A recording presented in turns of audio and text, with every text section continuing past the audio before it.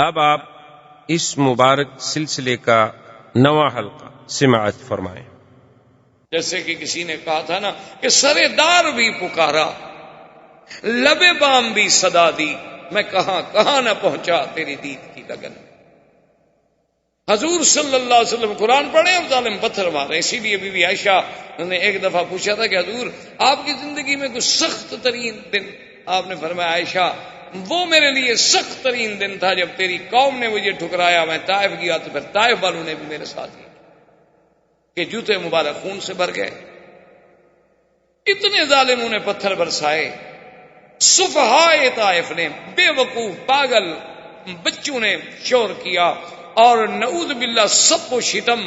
لیکن اللہ کے نبی ایک جگہ آ کے بیٹھے ہیں، اللہ نے فرشتے کو بھیجا کہ میرے بدی سے کہہ دو اگر بہت اداس ہو، بہت گھبرا گئے ہو تو ہم تو اس بات پہ بھی تیار ہیں، اگر ہمیں کہو تو ابھی پہاڑ کے فرشتوں کو حکم دیتے ہیں اور دونوں پہاڑوں کو ملا کے طائف والوں کو کچل کے رکھ دیتے ہیں ہمیشہ کے لیے۔ لیکن اللہ کے نبی کہتے ہیں اللہم اہد قومی فانہم لا یعلمون، کہ میرا اللہ میری قوم ہے ان پر عذاب نہ بھیج، ان کو ہدایت۔ تو سیرت نبی کا پہلو جو ہے اسی پہ آپ اندازہ کر لیں کہ اتنی تکلیفوں کے بعد، اتنے ظلم و ستم کے بعد، اتنے جبر و اکراہ کے بعد زبان پہ ایک ہی بات ہے کہ اللہم الیک اشکو ضعف قوتی وقلت حیلتی وہوانی علی الناس، اور اس کے بعد دعا ہے کہ اللہم اہد قومی فانہم لا یعلمون، اللہ میری قوم کو ہدایت دے۔ ایک صحابی نے کہا حضور آپ دعا دیں، فرمایا وہ اس تو رحمتن، اللہ نے مجھے رحمت بنا کے بھیجا ہے، اللہ نے مجھے عذاب بنا کے تو نہیں بھیجا کہ میں ان کے لیے بد دعا کروں۔ چلو میں ان کے لیے دعا کرتا ہوں، یہ مسلمان نہیں ہوں گے، ہو سکتا ہے ان کی اولادوں سے کوئی مسلمان ہو، ان کی نسلوں سے کوئی مسلمان ہو۔ تو حضور صلی اللہ علیہ وسلم نے اللہ کی توحید کے لیے ہر مقاطعہ، ہر معارضہ، ہر منازعہ، ہر مخالفت کو برداشت کیا اور اپنے سلسلہ دعوت کو، انذار کو جاری رکھا۔ وآخر دعوانا ان الحمدللہ رب العالمین۔ اللہ پاک آپ کو بھی ہمیں بھی سیرت طیبہ پہ چلنے کی توفیق عطا فرمائے۔ برادران اسلام، محترم بھائیوں، عزیز ساتھیوں، ہم نے اپنے دروس میں سیرت نبی پاک صلی اللہ علیہ وسلم کا جو سلسلہ شروع کیا ہے، درس سابق میں ہم اس مقام تک تقریباً پہنچے تھے کہ حضور صلی اللہ علیہ وسلم اور آپ کے صحابہ کے لیے جو مختلف مصائب، ابتلاءات، امتحانات آئے، کفار کی جانب سے سختیاں اور شدائد بڑھتے گئے۔ حضور صلی اللہ علیہ وسلم کے سب سے بڑے معاون جو آپ کے چچا ابی طالب تھے، ان کی وفات ہو گئی۔ حضور صلی اللہ علیہ وسلم کی سب سے بڑی مناصرہ، معاونہ اور سب سے بڑی محسنہ اسلام سیدہ خدیجہ رضی اللہ تعالی عنہا کی وفات ہو گئی۔ اسی لیے اس کو عام الحزن کہا جاتا ہے کہ وہ تو سال ہی غم ہے۔ اب چونکہ ابی طالب کے دور میں جو فرق تھا وہ اتنا تھا کہ جو بڑے بڑے کفار تھے، رؤسائے قریش تھے، سردار تھے، بڑے بڑے حیثیت والے لوگ تھے، وہ آ کے حضور صلی اللہ علیہ وسلم کو ستاتے تھے، لیکن عام آدمی کو جرت نہیں ہوتی تھی کہ حضور صلی اللہ علیہ وسلم کے ساتھ بات کرے یا گستاخی کرے یا آپ کو تکلیف پہنچائے۔ لیکن ابی طالب کے مر جانے کے بعد تو راستہ ہی کھل گیا۔ پھر تو یہ ہے کہ بڑے ہیں، چھوٹے ہیں، بچے ہیں، سب نے حضور صلی اللہ علیہ وسلم کو ستانا شروع کر دیا۔ اور اسی دور میں بعین ہی یہی دور تھا کہ کفار قریش نے سوچا کہ بھی مسلمان جو حبشہ چلے گئے اور اگر حبشہ میں ان کو قدم جمانے کا موقع مل گیا، ہو سکتا ہے کہ ان کی تعداد وہاں بڑھ جائے، تو ہم کیوں نہ ایسا کریں کہ بادشاہ حبشہ کے پاس ایک وفد بھیجیں کہ وہ تو ہمارے بھاگے ہوئے غلام ہیں اور یہاں سے وہ بھاگ کے گئے ہیں، مہربانی کر کے وہ ہمیں واپس کیے جائیں۔ ان کو واپس لا کر ہم ایک تو ان پر ظلم و ستم شروع کریں، اور دوسری بات یہ ہے کہ آئندہ اسلام کو پھیلنے سے روک دیں۔ کفار قریش نے وفد بھیجا اور پھر یہ بھی فیصلہ کیا کہ بادشاہوں کا مزاج ہوتا ہے اسے کچھ نہ کچھ ہدیہ کوئی چیز پیش کی جائے تاکہ اکرام ہو اس کا، اور بادشاہ ان باتوں پہ خوش ہوتے ہیں۔ اب معلومات کیے گئے کہ بھی نجاشی جو ہے حبشے کا بادشاہ اصحما، اس کو کیا چیزیں زیادہ ہدیے میں پسند آتی، تو معلوم یہ ہوا کہ اسے چمڑے کی بنی ہوئی چیزیں بڑی پسند۔ تو اب جناب کفار قریش نے شام سے آیا ہوا اور ملکوں سے آیا ہوا، صنعاء سے آیا ہوا، مختلف ملکوں سے چمڑے کی چیزیں جو آئی ہوئی تھیں وہ چیزیں خریدیں، اور بڑی اعلیٰ قسم کی نایاب قسم کی چیزیں انہوں نے۔ اس زمانے میں بھی چمڑے کے برتن بنتے تھے، ظروف بنتے تھے، یہ ڈیکوریشن پیس جیسے لائٹوں کے لیے ہوتے ہیں یہ بنائے جاتے تھے، پانی کے لیے برتن بنائے جاتے تھے، اور اس سے پہننے کے لیے جیسے آج کل آپ یہ جیکٹس وغیرہ پہنتے ہیں اس زمانے کے انداز کی وہ بنائی جاتی تھی، بڑی خوبصورت چیزیں بنتی تھیں، سرانے بنتے تھے، تخیے بنتے تھے، سب چمڑے کا کام ہوتا۔ تو انہوں نے بہرحال چمڑے کی چیزیں لی، اور اس کے بعد وفد کی قیادت بعض کتابوں میں آتا ہے کہ عمرو بن العاص نے کی، اور جا کر حبشہ میں نجاشی کو ملے، اور اس کے ملنے سے پہلے ان کے جو بطارقہ بطریق تھے، بطریق کہتے ہیں جو عیسائیت کے یوں سمجھ لیں پادری پنڈت جن کے مذہبی اثرات تھے، ان سے ملے، ان کو بھی ہدایہ دیے، اور ان سے کہا کہ آپ کو پتہ ہے یہ کون لوگ ہیں جو یہاں آئے ہوئے، نہ تو یہ ہمارے دین پر ہیں، ہماری بھی مخالفت کر کے ہمارے دین کو بھی چھوڑ کے یہ لوگ وہاں سے بھاگے، چلو اگر یہ اچھے ہوتے تو تمہارا دین تو قبول کر لیتے نا، تمہارا دین بھی تو انہوں نے قبول نہیں کیا، نہ یہ تمہارے دین پر ہے۔ تو اب اس کا کیا مطلب ہے کہ ہمارا جو دین ہے مکے والوں کا وہ بھی غلط ہے، اور آپ کا جو دین ہے نصرانیت پر، عیسائیت پر، وہ بھی غلط ہے، تو یہی بس حق پر ہیں، ان لوگوں کو اگر موقع ملا تو یہ تو آپ کے ملک میں بہت بڑا فساد برپا کر دیں۔ انہوں نے کہا ٹھیک ہے، آپ بادشاہ سے ملے، ملاقات کا ٹائم لے کے دیا، انہوں نے کہا جب بادشاہ پوچھے گا تو ہم آپ کی تائید کریں گے۔ لہذا قریش کا وفد پہنچا، انہوں نے بادشاہ کے سامنے اپنی باتیں رکھی، اور جو بطارقہ تھے بطریق تھے انہوں نے بھی تائید کی، انہوں نے کہا کہ ہاں بادشاہ سلامت، بات تو ٹھیک ہے، جو لوگ اپنوں کے نہیں بن سکے وہ ہمارے کیا بنے، لیکن اپنے لوگوں کو چھوڑ کے بھاگا ہے۔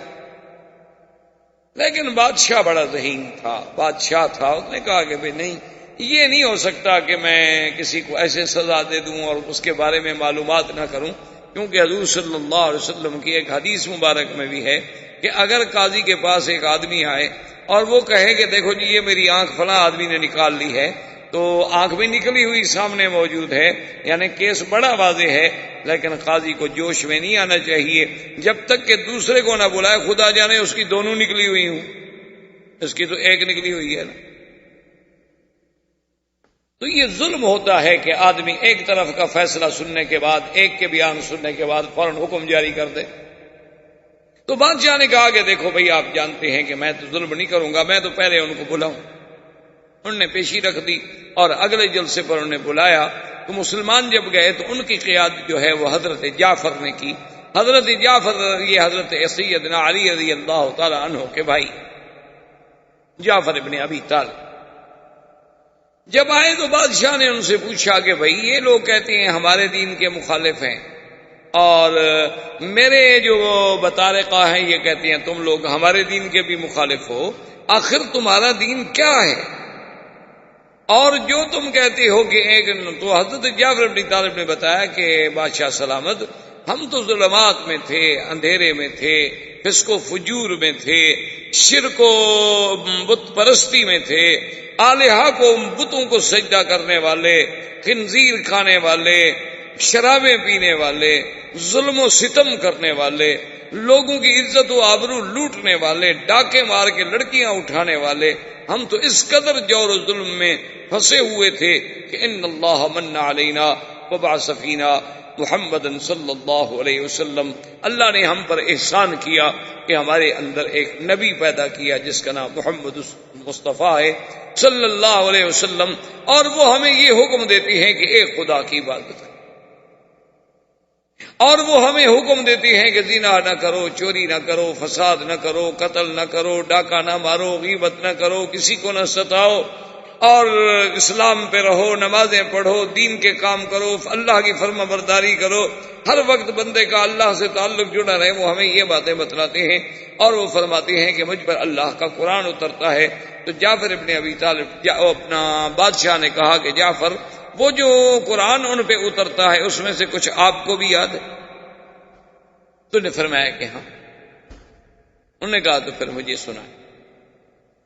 تو روایات میں آتا ہے کہ حضرت جعفر نے بسم اللہ الرحمن الرحیم کاف ہا یا عین صاد ذکر رحمت ربک عبدہ زکریا اذ نادى ربه نداء خفیا۔ جب حضرت جعفر نے پڑھی، اور پھر حضرت جعفر قریشی تھے، اللہ نے قرآن بھی لغت قریش میں نازل کیا تھا۔ جب آپ نے قرآن پڑھا تو اتنا متاثر ہوا نجاشی، اتنا متاثر ہوا کہ اس نے اپنے بطارکہ سے اور اپنے وزراء سے کہا، کہنے لگا واللہ مجھے خدا کی قسم ہے جس نے عیسیٰ کو بھیجا، جس نے عیسیٰ علیہ السلام کو پیدا کیا ہے، یہ ہے کہ میں ان پہ کبھی ظلم نہیں کر سکتا۔ یہ جو کچھ کہہ رہے ہیں بڑی اچھی بات ہے۔ کیا ہے کسی کو، وہ تو کہتے ہیں کسی کو نہ ستاؤ، فساد نہ کرو، قتل نہ کرو، تو بڑی اچھی باتیں ہیں۔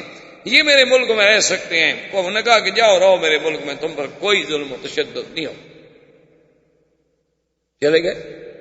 اب قریش نے سوچا کہ ہم اتنے دور سے سفر کر کے آئے، ہم نے ہدایہ بھی دی، سب کچھ کیا، ہم تو ناکام ہو گئے، فیل ہو گئے۔ انہوں نے دوبارہ ان کے ذہن میں ڈالا، انہوں نے کہا کہ جناب اصل بات تو آپ نے ان سے پوچھی نہیں، وہ تو عیسیٰ علیہ السلام کو نہیں مانتے، وہ تو عیسیٰ علیہ السلام کی گستاخی کرتے ہیں اور توہین کرتے ہیں، کیونکہ اس دور میں نجاشی جو تھا وہ عیسائی تھا۔ جب ان کو یہ کہا گیا تو بادشاہ غصے میں ہے، اس نے کہا عیسیٰ علیہ السلام کی توہین کرتے ہیں؟ انہوں نے کہا ہاں جی بالکل، تو عیسیٰ علیہ السلام کو نہیں مانتے اور عیسیٰ علیہ السلام کی شان میں بڑی بے ادبی اور گستاخی کرتے ہیں، اللہ معاف کرے۔ تو ایسے لوگوں کو تو آپ نکال، میں نے کہا کہ دیکھو بات یہ ہے کہ ایسے تو میں ظلم نہیں کرتا، لیکن میں ان کو پھر بلاتا ہوں، اگر واقعی وہ عیسیٰ علیہ السلام اور بی بی مریم کی شان میں کوئی گستاخی کرتے ہیں تو پھر میں صرف نکال کیوں دوں، میں ان کو سزا کیوں نہ دوں؟ ان نے پھر بلا لیا۔ جب پھر بلایا تو انہوں نے کہا حضرت جعفر سے کہ یا جعفر هل معك شيء في عیسیٰ، تمہارے پیغمبر نے کوئی بات ایسی بھی کہی ہے کہ جو عیسیٰ علیہ السلام کے شان کے بارے میں ہو، اور تم اس کے بارے میں کیا عقیدہ رکھتے ہو؟ تو عیسیٰ علیہ السلام کے بارے میں حضرت جعفر نے تلاوت شروع کی، وَاذْكُرْ فِي الْكِتَابِ مَرْيَمَ اِذِ انتبذت من اہلها مکانا شرقیا فاتخذت من دونهم حجابا فارسلنا الیہا روحنا فتمثل لها بشرا سویا قالت انی اعوذ بالرحمن منک ان کنت تقیا قال انما انا رسول ربک لیہب لک غلاما زکیا۔ کہ بی بی مریم جب علیحدہ بیٹھی تھی، دیکھا کہ کوئی بندہ آ رہا ہے، تو بی بی صاحبہ نے کہا کہ میں اپنے اللہ کے نام پہ، اس رحمان کے نام سے پناہ پکڑتی ہوں، تم اللہ سے ڈرنے والے ہو تو میرے قریب بتاؤ کہ میں ایک عورت ہوں، تم جوان ہو، ادھر کیسے آ رہے؟ تو اب سیدنا جبریل نے فرمایا کہ انما انا رسول ربک۔ بی بی مریم کیوں گھبراتی ہو؟ میں کوئی بندہ نہیں، میں تو تیرے رب کا بھیجا ہوا قاصد ہوں، لِأَهْبَ لَكِ غُلَامًا زَكِيًّا، اور میں تمہیں خوشخبری دینے آیا ہوں کہ اللہ تمہیں بہت پاکیزہ بچہ دیں گے۔ بی بی کہنے لگی کمال کی بات کرتے ہو، کیسے وہ پاکیزہ بچہ مجھے بچہ دیں؟ قالت انا یکون لی غلام فلم یمسسنی بشر ولم اک بغیا۔ بی بی مریم نے کہا کیا کہتے ہو آنے والے، مجھے کیسے بچہ ہوگا؟ مجھے تو آج تک کسی انسان نے چھوا بھی نہیں۔ یہ ہے صفت یہ ہے عفت، یہ ہے کمال. یاد رکھو میرے عزیز کہ عورت کا حسن و جمال جو ہے وہ اس کی عفت و حیا میں. جب عورت کا حیا چلا جائے وہ حسن نہیں باقی رہتا، وہ جمال نہیں باقی رہتا، وہ کمال نہیں باقی رہتا، وہ معصومیت نہیں باقی رہتی. اصل جو عورت کے لیے اللہ نے بیوٹی بنائی ہے نا، وہ اس کی عزت ہے، اس کا عصمت ہے. کہ اب دیکھیں کہ سب سے پہلی بات جو بی بی مریم کہتی ہے، جبریل سے مخاطب ہے، کہتی ہے کیا کر رہے ہو؟ لم یمسسنی بشر، مجھے تو کسی بندے نے ہاتھ تک نہیں لگایا. اور اللہ نے جو بی بی مریم کی قرآن میں تعریف کی ہے، اللہ نے جو قرآن میں بی مریم کی صفت بیان کی ہے، جی آپ سورۃ التحریم اٹھا کے دیکھیں تو کیا ہے؟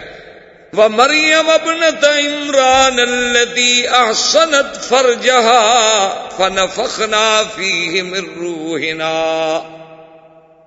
اللہ فرماتے ہیں کہ بی بی مریم عمران کی بیٹی جس نے اپنی شرمگاہ کی حفاظت کی، یعنی سب سے بڑی وصف جو اللہ نے، یہ نہیں کہا کہ وہ خوبصورت تھی، یہ نہیں کہا وہ پڑھی لکھی تھی، یہ نہیں کہا کہ بڑی روزے رکھنے والی تھی، بلکہ کہا کہ سب سے بڑی بات یہ ہے کہ اس نے اپنے نفس کی حفاظت کی تھی.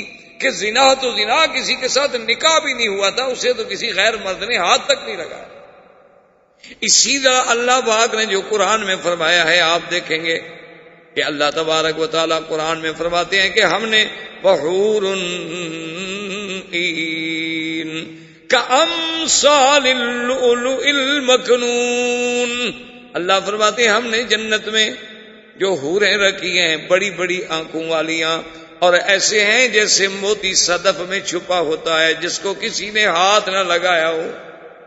اور آگے قرآن پھر وصف بیان کرتا ہے کہ لم یطمثہن انس قبلہم ولا جان، کہ وہ حوریں ایسی پاک ہوں گی کہ میرے جنت والے شخص جس کو وہ ملیں گی اس سے پہلے کسی انسان تو انسان، کسی جن نے بھی ان کو ہاتھ نہیں لگایا ہوگا. اصل صفت تو عورت کی یہ ہے کہ وہ ماں اور باپ کے گھر کے بعد اس کے بدن کو ہاتھ لگے تو پھر شوہر. یہ تھی عفت و عصمت عورت. اسی لیے یعنی سیدہ فاطمہ الزہرا رضی اللہ تعالی عنہا نے وصیت فرمائی تھی کہ سیدنا علی سے کہ میرا جنازہ رات کو پڑھ دیں. سیدنا علی نے فرمایا بھی کہ فاطمہ کیا کر رہی ہو؟ تم بنت رسول پاک ہو، تم جگر گوشہ محمد مصطفیٰ ہو، اور تمہارا جنازہ ہم رات کو اجنبیوں کی طرح چپکے سے پڑھ دیں اور دفن کر دیں. فرمایا علی میری زندگی میں مجھ پہ کسی کی نظر نہیں پڑی، میں چاہتی ہوں میرے جنازے پر بھی کم سے کم نظر. انہوں نے فرمایا کہ فاطمہ کیا کہہ رہی ہو؟ جنازے میں کوئی کیا دیکھ لے گا؟ آدمی پر چادر ہے، بندھا ہوا ہے، جنازے میں کیا دیکھا؟ اس نے کہا کم از کم لوگ یہ تو اندازہ کر لیں گے نا کہ قد لمبا ہے، چھوٹا ہے، کیسا ہے. یہ تو کم از کم آدمی کا جنازے کے بعد میت کو دیکھنے سے بھی اندازہ ہو جاتا ہے. میں تو یہ بھی نہیں چاہتا.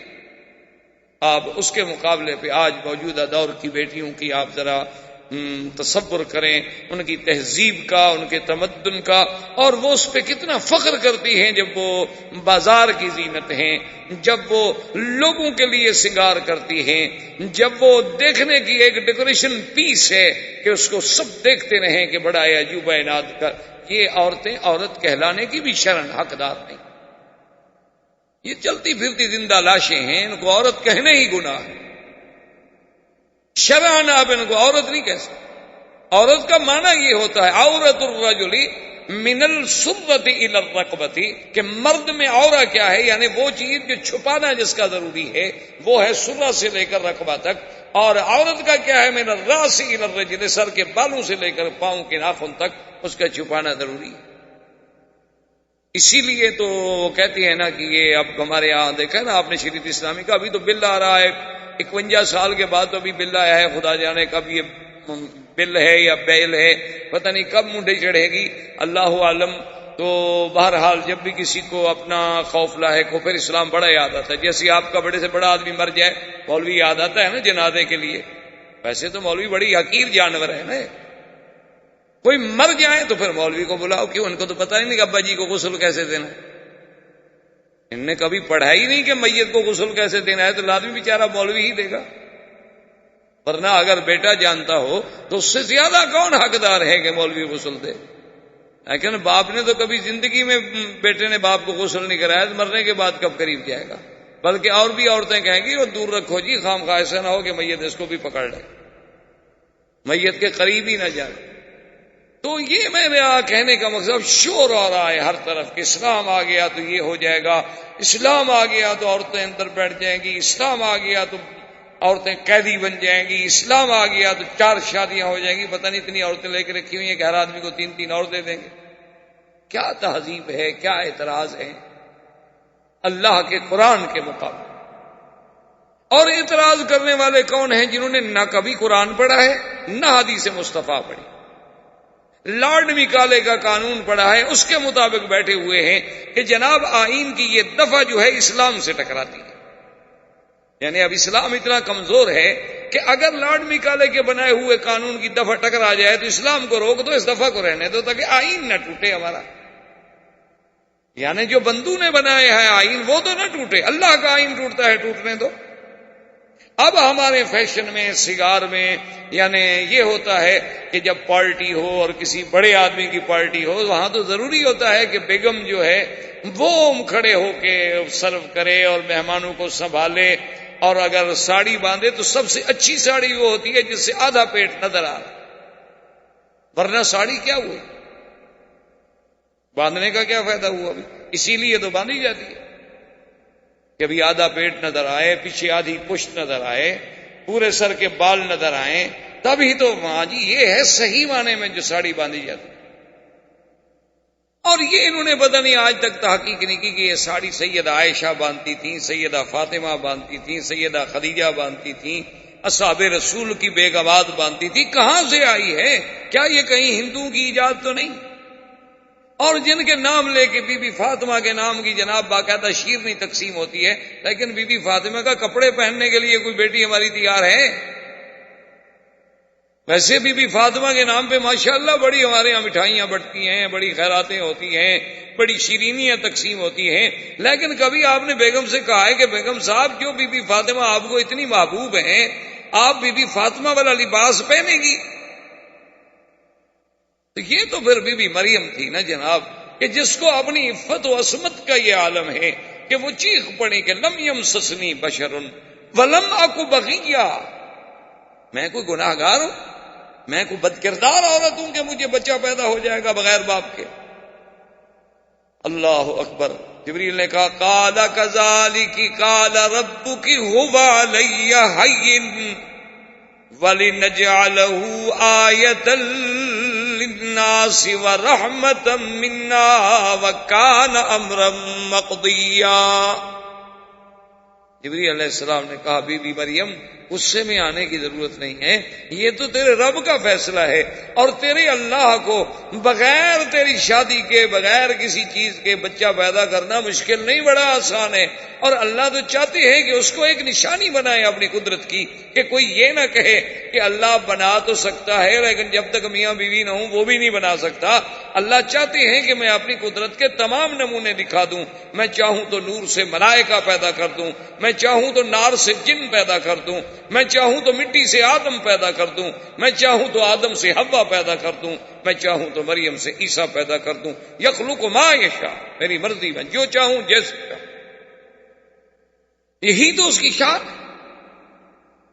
اچھا جی، انہوں نے کہا کمال ہے تو ٹھیک ہے، اور نے کہا بی بی تم بات کہو نہ کہو، کان امرا مقضیہ، یہ تو اللہ کی تقدیر کا فیصلہ ہو چکا ہے، اب وہ تبدیل تھوڑا ہوتا ہے۔ اب جناب یعنی حمل بھی ہو گیا، بد حمل بھی ہو گئی، اب بچی بیچاری بیٹھی رو رہی، یا لیتنی مت قبل ھذا وکنت نسیا منسیا، رو رہی ہے پھر بھی، حالانکہ جبریل باتیں کر کے کہتی ہے کاش میں تو پیدا ہی نہ ہوئی ہوتی، کم از کم چلو ٹھیک ہے میں بے گناہ ہوں، میرا دامن صاف ہے، لیکن قوم تو نہیں جانتی ہوں۔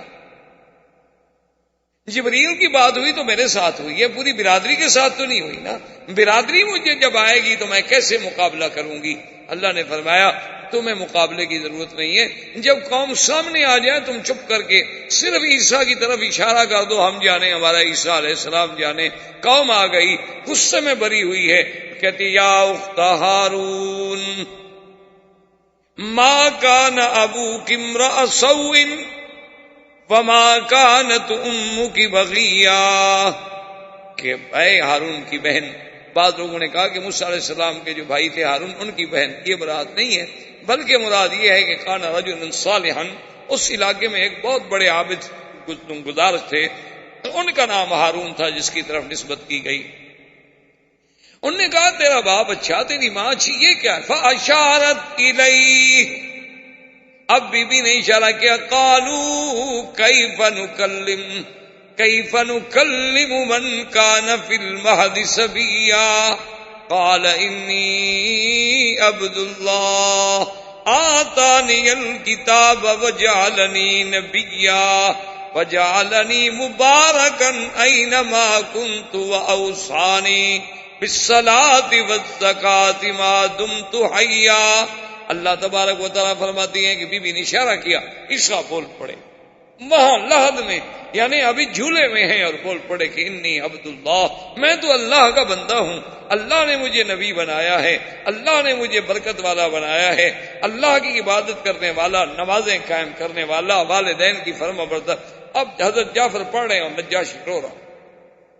جب تلاوت ختم ہوئی تو نجاشی نے ایک لکڑی پڑی تھی چھوٹی, اس کہتے ہیں ارجون, ارجون کہتے ہیں ایک باریک سی شاخ, جیسے قرآن کہتے ہیں نا کہ جب چاند آخر میں پہنچتا ہے کل ارجون القدیم, پھر اسی طرح ہو جاتا ہے.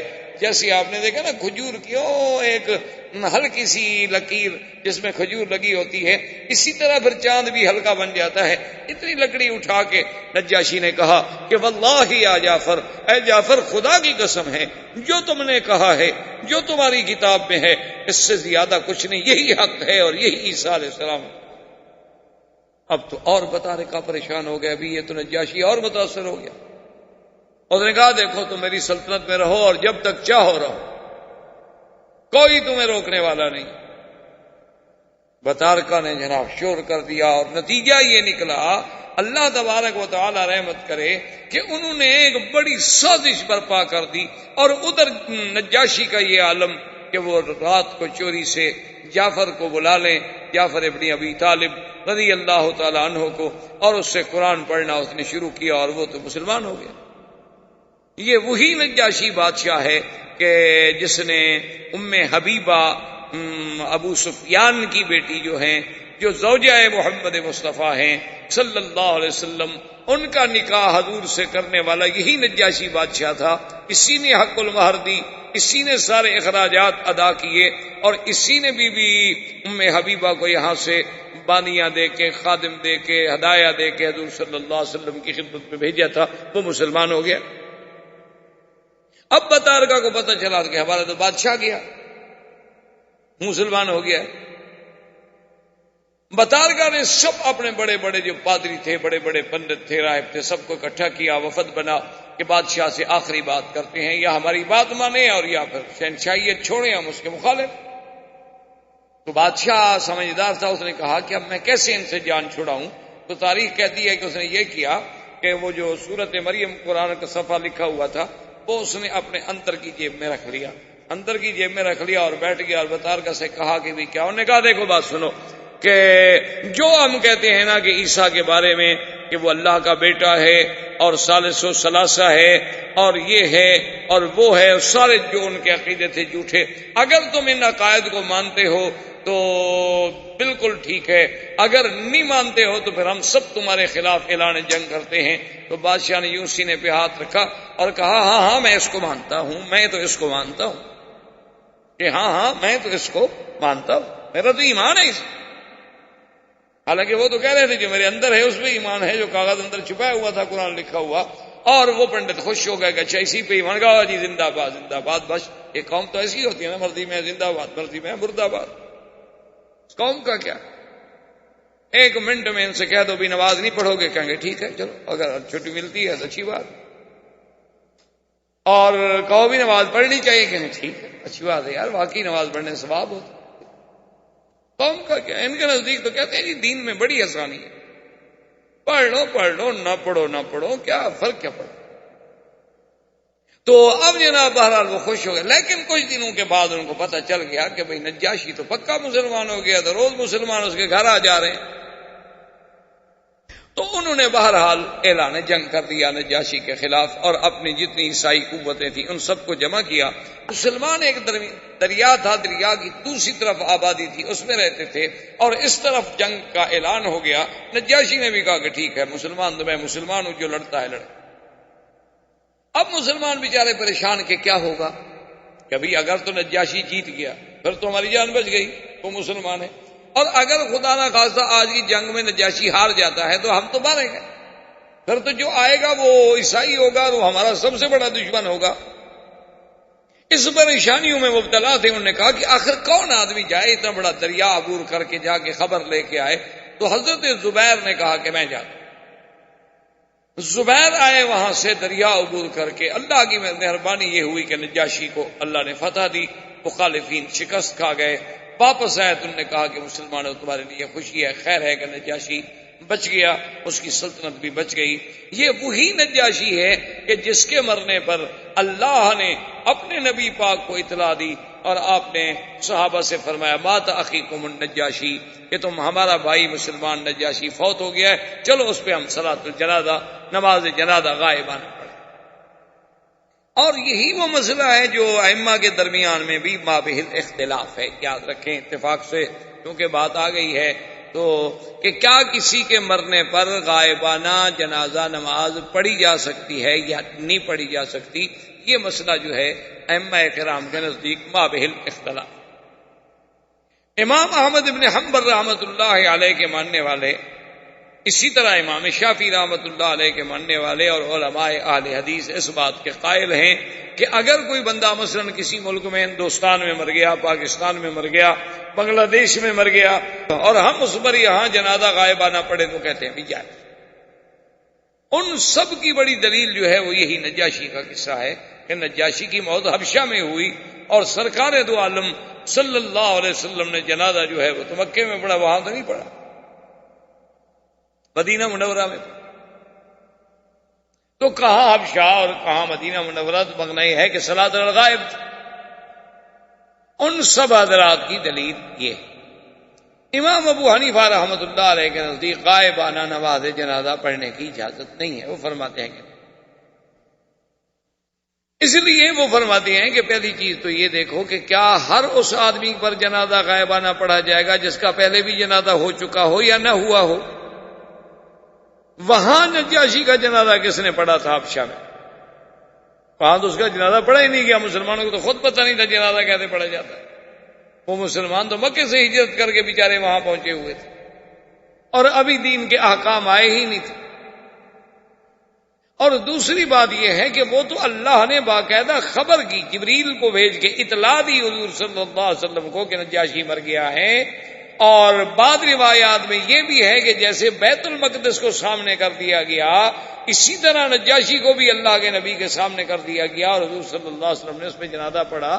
تو فرماتے ہیں کہ یہ تو خاص واقعہ ہے، ورنہ اس کے علاوہ اور کتنے صحابہ جنگوں میں شہید ہوتے رہے، حضور نے کسی اور کا جنازہ کیوں نہیں پڑھا؟ کہ اگر غائبانہ جنازہ سب کے لیے تھا تو حضور کی دعا کس کو نہیں چاہیے تھی؟ بھائی چاہے کتنا بڑے سے بڑا شان والا صحابی ہو، لیکن حضور کی دعا کے لیے تو سب محتاج تھے۔ تو کتنی لوگ ہیں جن کی حضور کو اطلاع ملی کہ حضور فلاں صحابی شہید ہو گئے، فلاں صحابی شہید ہو گئے، فلاں صحابی شہید ہو گئے، لیکن حضور نے کسی کا بھی نہیں پڑھا۔ اور تیسری بات یہ ہے کہ امام ابو حنیفہ رحمۃ اللہ علیہ ایک حدیث سے استدلال فرماتے ہیں کہ ایک عورت تھی جو مسجد کی صفائی کرتی تھی، وہ بیمار ہو گئی، تو حضور نے فرمایا کہ بھائی اگر وہ فوت ہو جائے تو مجھے خبر دی جائے، کیونکہ وہ مسجد کی خادمہ تھی، میں چاہتا ہوں کہ اس کا جنازہ میں خود پڑھوں۔ اور جب وہ صبح ہوئی، حضور صلی اللہ علیہ وسلم نے پوچھا کہ بھئی اس بی بی کا کیا حال ہے، وہ مسجد کی جو خدمت کرتی تھی؟ انہوں نے کہا یا رسول اللہ ماتت، وہ تو فوت ہو گئی۔ حضور نے فرمایا اللہ اعظم تمونی، تم لوگوں نے مجھے خبر کیوں نہیں کی؟ میں نے تو پابند کیا تھا۔ انہوں نے کہا حضور وہ رات کو فوت ہو گئی، آپ آرام میں تھے، ہم نے یہ مناسب نہیں سمجھا کہ حضور صلی اللہ علیہ وسلم کو رات کو جگایا جائے، اور جنازے میں بلا وجہ تاخیر کرنے سے آپ نے منع فرمایا ہے کہ جتنا جلدی ہو سکے میت کو دفن کرو۔ حضور نے فرمایا دلونی علی قبرہ، اس کی قبر پر مجھے لے چلو۔ حضور صلی اللہ علیہ وسلم تشریف لے آئے، فصلی علی قبرہا، حضور نے پھر قبر پہ کھڑے ہو گئے جنازہ۔ تو اب امام حنیفہ فرماتے ہیں کہ بھی اگر غائبانہ جنازہ ہی پڑھنا تھا تو وہی مسجد میں کھڑے ہو، حضور فرماتے ہیں کہ ایک دفعہ اور پڑھ لو جنازہ، پھر قبر پہ آنے کی کیا ضرورت۔ تو اس لیے بہرحال یہ اپنے اپنے دلائل ہیں، اور ان کا موقع جو ہے وہ تو کتب احکام اور کتب فقہ ہوتی ہیں، لیکن اگر ایک مسئلہ سامنے آ گیا تو افادے اور استفادے کے لیے میں نے کچھ تھوڑی سی باتیں اس پہ عرض کر دی۔ تو بہرحال اب جناب حبشہ کے نجاشی کی وجہ سے وہاں تو مسلمان مطمئن ہو گئے، لیکن حضور صلی اللہ علیہ وسلم کے لیے بڑا شدت کا دور۔ حضور صلی اللہ علیہ وسلم نے سوچا، آپ طائف تشریف لے گئے، طائف میں آپ کو امید تھی کہ شاید کوئی اللہ کا بندہ میری بات وہاں سن لے اور اسلام لے آئے اور اسلام کی اعانت کا ذریعہ بن جائے۔ وہاں حضور صلی اللہ علیہ وسلم کی طائف والوں نے اتنی مخالفت کی کہ حضور نے بی بی عائشہ کو فرمایا تھا کہ عائشہ وہ طائف کا جو دن مجھ پہ سخت گزرا ہے نا، ایسا دن کبھی سخت۔ حضور صلی اللہ علیہ وسلم پہ پتھر برسائے ظالموں نے، آپ کا بدن مبارک لہو لہان ہو گیا، آپ کے جوتے مبارک خون سے بھر گئے۔ آپ راستے میں تشریف لائے تو ایک باغ تھا، اس باغ میں کچھ دیر سستانے کے لیے، کچھ دیر آرام کرنے کے لیے حضور اندر چلے گئے۔ وہ باغ جو ہے وہ تھا عتبہ اور شیبہ کا، یہ دونوں مکے کے بڑے کافروں میں تھے۔ حضور صلی اللہ علیہ وسلم نے یہ سوچا کہ چلو کچھ دیر تو آرام، تھوڑی سی دیر بیٹھ۔ عتبہ اور شیبہ بھی موجود تھے باغ میں، انہوں نے جب دور سے دیکھا تو انہوں نے بھی پہچان لیا کہ ہذا محمد الرسول اللہ صلی اللہ علیہ وسلم، لیکن ان کے دل میں پھر بھی کچھ نہ کچھ، وہ آخر برادری کا، قوم کا، کچھ روایات کا، عادات کا بھی تو لحاظ ہوتا ہے۔ انہوں نے اپنے غلام کو بلایا اور غلام سے کہا کہ یہ کچھ انگور ہیں، پانی ہے، لے جاؤ محمد رسول اللہ کی خدمت میں پیش کرو، کچھ بھی ہو ہماری مخالفت اپنی جگہ ہے لیکن آخر ہمارے باغ میں تو آئے ہیں۔ قریش میں، عرب میں روایات کا بڑا لحاظ تھا، آج بھی بڑے بڑی قومیں جو ہیں مارشل قسم کی قومیں، ان میں بھی روایات بڑی ہیں کہ بس اگر دشمن بھی دروازے پہ آ گیا تو بس آ گیا۔ وہ انگور لایا، پانی لایا، حضور کی خدمت میں پیش کیا۔ حضور صلی اللہ علیہ وسلم نے اپنا بدن مبارک دھویا، اپنے ہاتھ پاؤں مبارک صاف فرمائے، اس کے بعد پانی تھوڑا نوش فرمایا، وہ انگور سامنے رکھا، فرمایا بسم اللہ الرحمن الرحیم۔ جب حضور نے پڑھا بسم اللہ الرحمن الرحیم تو وہ غلام، اس کا نام تھا عداس، فتحیر، حیران ہو، اس نے کہا کہ بسم اللہ الرحمن الرحیم، یہ تو مکے کے قریش والے، کفار قریش، رؤسائے قریش، وہ تو کبھی نہیں پڑھتے بسم اللہ الرحمن الرحیم۔ وہ تو اگر کبھی خدا کا نام لینا بھی چاہتے ہیں تو کہتے ہیں بسم کا اللہم، یہ الرحمن الرحیم تو وہ نہیں جانتے۔ یہ تو قریش کے سردار ہیں، قریشی ہیں، ہاشمی ہیں، یہ کہاں سے بسم اللہ الرحمن الرحیم پڑھ رہے ہیں؟ تو جب وہ بڑا حیران ہوا تو حضور نے فرمایا کہ عداس کیوں حیران ہو؟ اس نے کہا حضور ایسے کلمات میں نے آج سے پہلے کبھی سنے نہیں کسی مکے والے سے۔ حضور نے فرمایا اچھا تم یہ بتاؤ کہ من اینا، تم کہاں کے رہنے والے ہو؟ اس نے کہا من نینوا، یا رسول اللہ میں نینوا ایک بستی ہے عراق کی طرف، اس کا رہنے والا ہوں۔ حضور نے فرمایا اچھا تم اس نینوا کے رہنے والے ہو الذی فیہا یونس ابن متیٰ، جس میں حضرت یونس ابن متیٰ تھے۔ اب تو عداس اور حیران ہو گیا، اس نے کہا کہ آپ کیسے جانتے ہیں یونس ابن متیٰ کو؟ آپ نے فرمایا عداس حیران ہونے کی بات نہیں، انہو اخی وانہو نبی من انبیاء اللہ، وہ میرے بھائی تھے گویا اور وہ بھی اللہ کے نبی تھے، اور جو بات یونس ابن متیٰ کہتا تھا وہی بات میں کہتا ہوں۔ اب ان کو نہیں سمجھ آتی تو میں کیا کروں، ورنہ میری دعوت اور حضرت یونس کی دعوت ایک تھی۔ ہم قبل راس رسول اللہ، عداس تو جی بس گر پڑا، حضور کے ماتھے کو بوسہ دے رہا ہے، حضور کو چوم رہا ہے، اور عتبہ شیبہ دور بیٹھے دیکھ رہے ہیں کہ یہ کیا ہو گیا، یہ ہم نے غلام بھیجا تھا کہ جا کے انگور پہنچا دے، ہمارا تو غلام بھی گیا۔ واپس آیا غلام، انہوں نے کہا تمہیں کیا ہو گیا، تم کیوں چوم رہے تھے؟ اس نے کہا بات سنو کہ ٹھیک ہے کہ میں تمہارا غلام ہوں، لیکن واللہ انہ رسول، یہ میں تمہیں صحیح بات کہہ رہا ہوں، خدا کی قسم ہے وہ اللہ کا سچا۔ جو بات اس نے مجھے بتلائی ہے نا، وہ نبی کے بغیر کوئی جانتا ہی نہیں، تو وہ کیسے بتلا سکتے ہیں؟ میرا یقین ہے۔ انہوں نے کہا نہیں چھوڑو چھوڑو، بس تم ایسی باتوں میں نہ پڑو، تم پھر نہ جانا ان کے پاس۔ اور چونکہ نوکر تھا، ملازم تھا، اس کو ذرا ڈانٹ دیا۔ حضور صلی اللہ علیہ وسلم باغ سے چل پڑے، مکے کے قریب آئے، لیکن حضور رک گئے۔ حضور نے فرمایا کہ اب میں کیسے ادخل مکہ، کیسے مکے میں داخل ہوں؟ مکہ تو میں چھوڑ کے نکلا تھا کہ مجھے باہر کوئی امان ملے گی، باہر کوئی ساتھی ملیں گے، باہر کوئی نصرت ملے گی، لیکن باہر سے بھی کوئی ساتھ نہ ملا۔ اب پھر میں اکیلا مکے میں جاؤں تو صفحائے مکہ تو پھر میری مخالفت اور زیادہ تیز کر کہ اچھا جی باہر سے لوٹا ہے۔ حضور صلی اللہ علیہ وسلم نے پیغام بھیجا ایک سردار کو، اس کا نام تھا اخنس ابن شریک۔ اس کو پیغام بھیجا کہ اخنس ابن شریک، تم مکے کے سرداروں میں سے ایک سردار ہو، کیا میں تمہاری پناہ میں آ سکتا ہوں مکہ مکرمہ میں؟ چلو تم میرے دین پہ آؤ نہ آؤ، مانو نہ مانو، لیکن بڑے لوگ آخر پناہ تو دیتے ہیں نا، میں تمہاری پناہ میں، جوار میں آ سکتا ہوں مکہ مکرمہ؟ انہوں نے کہا کہ میرا چونکہ قریش سے معاہدہ ہے، میں اپنے معاہدے کو نہیں توڑ سکتا، میں آپ کو پناہ نہیں دے سکتا۔ حضور صلی اللہ علیہ وسلم نے سہیل ابن عمرو کے پاس آدمی بھیجا کہ سہیل ابن عمرو بھی مکے کا بہت بڑا سردار تھا اور بڑا حوصلے والا آدمی تھا، کہ جب یہ حدیبیہ کے موقع پہ صلح ہوئی حضور کے ساتھ، یہی سہیل ابن عمرو تھا دستخط کرنے والا، اور بڑا آدمی تھا قریش میں سے، اور ویسے بھی بڑا حلم والا، حوصلے والا، بڑا نرم دل آدمی تھا، کہ جب وہ آیا تھا نا سہیل، تو حضور نے فرمایا اپنے صحابہ سے کہ ابشرو، جو آ رہا ہے تو کافر لیکن سہیل ہے، معاملہ سہل ہی رہے گا، سختی نہیں ہوگی۔ سہیل ابن عمرو کو آدمی بھیجا حضور نے کہ حل انظر بجوارک بمکہ، تمہارے جوار میں مکے میں اتر سکتا ہوں؟ انہوں نے کہا لا یا رسول، میں آپ کو پناہ نہیں دے سکتا کیونکہ میں حلیف ہوں قریش۔ حضور صلی اللہ علیہ وسلم اور پریشان، اور اسی اسنا، اب دیکھیں ایک طرف پریشانیوں کا یہ عالم، یعنی مصیبتوں کے پہاڑ ٹوٹ پڑے ہیں، اور ادھر جبریل نازل ہوتے ہیں اور آ کر حضور صلی اللہ علیہ وآلہ آلہ واصحابہ وسلم تسلیما کثیرا کثیرا پہ سلام کہتے ہیں، اور کہتے ہیں کہ اللہ پاک نے سلام بھیجا ہے، وَأَرْسَلَ مَعِي مَلَكٌ مِّنَ الْمَلَائِكَةِ يُسَمَّى مَلَكُ الْجِبَالِ، اللہ نے میرے ساتھ ایک اور فرشتہ بھی بھیجا ہے جس کا نام جبال، پہاڑوں کا فرشتہ ہے، کہ پہاڑوں پر اس کی ڈیوٹی ہے۔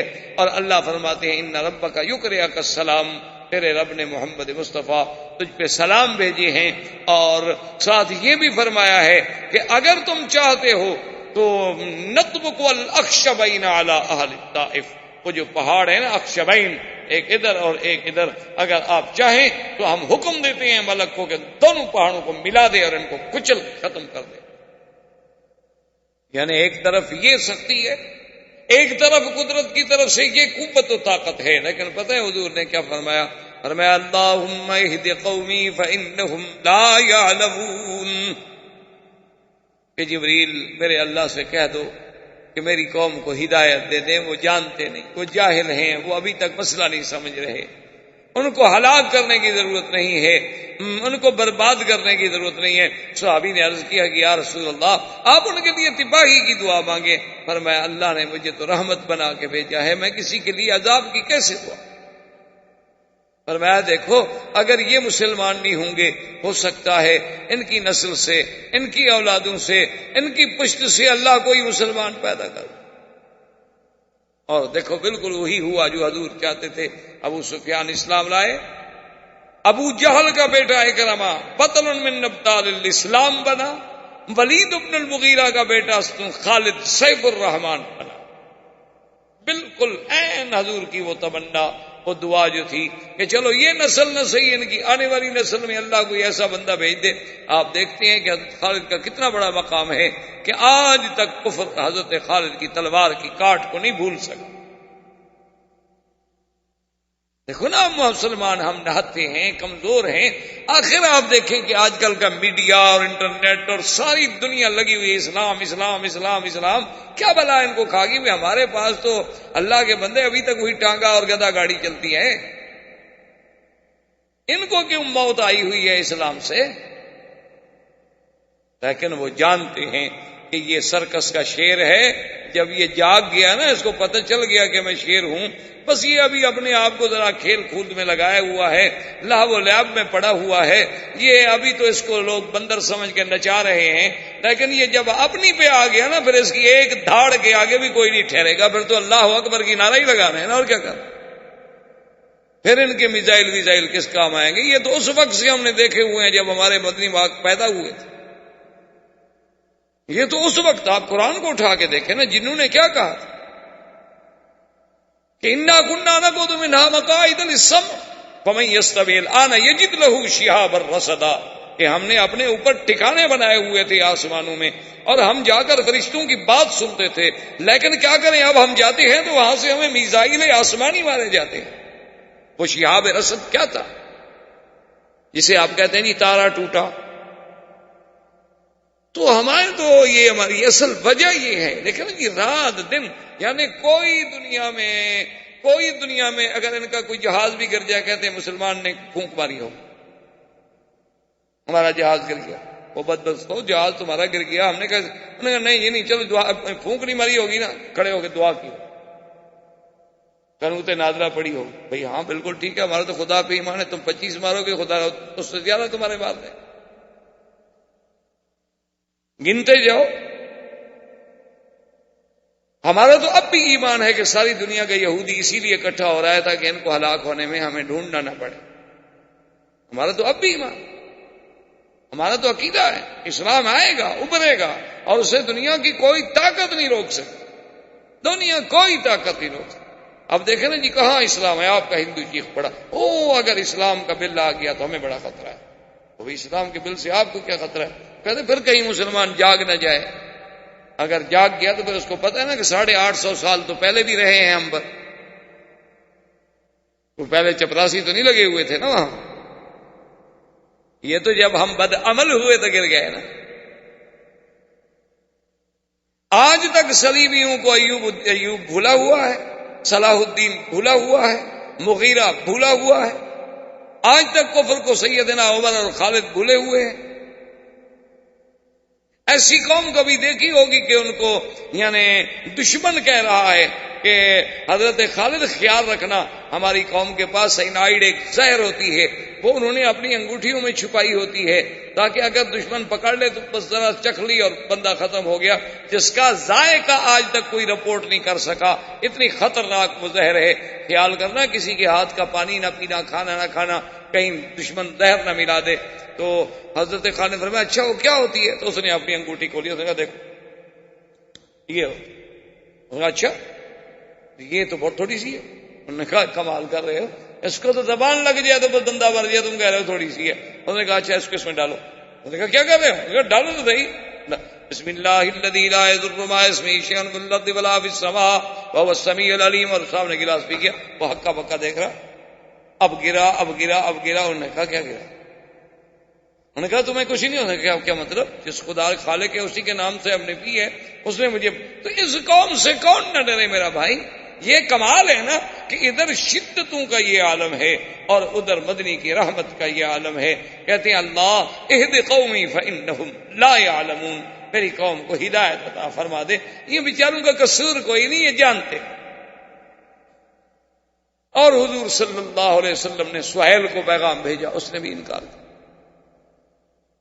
آخر میں حضور صلی اللہ علیہ وسلم نے مطعم ابن عدی کو پیغام بھیجا. انہوں نے کہا مکے والوں کچھ تو عقل کرو. آخر مطعم ابن عدی نے کہا کہ یا رسول اللہ انزل فی جوار، چلو آپ میری پناہ میں آ جائیں، میں آپ کو اپنی پناہ میں لیتا ہوں اور آپ بالکل تشریف لائیں، اور جس وقت آپ مکے میں پہنچے تو آپ ہمیں باخبر. حضور نے خبر دی. مطعم نے کیا کیا کہ اپنے بیٹوں کو 6 بیٹے تھے اس کے، حکم دیا کہ سب اسلحہ اچھی طرح پہن لو، تیار ہو جاؤ.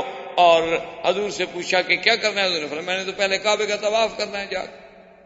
تو آگے حضور چل رہے ہیں اور پیچھے مطلب ابن عدی کے 6 بیٹے مسلح ہو کے جا رہے ہیں اور قریش کھڑے ہیں. یہ کیا ہوگا؟ اس نے کہا خبردار.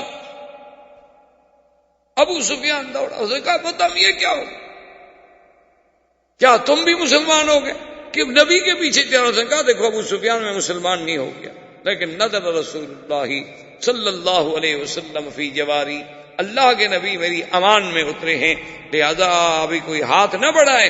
اگر حضور کو کسی نے نقصان پہنچانے کی کوشش کی تو میں ٹکرا جاؤں گا اس سے. انہوں نے کہا اچھا اگر تم نے پناہ دی ہے, کیونکہ یہ ہمارا عرب کا رواج ہے کہ ہم ایک دوسرے کی امان کو بڑی قدر کی نگاہ سے دیکھتے ہیں, چلو ہم حضور سے کچھ نہیں کہتے, لیکن بس وہ ان سے کہیں کہ ہمارے خداؤں کا معاوضہ نہ کریں.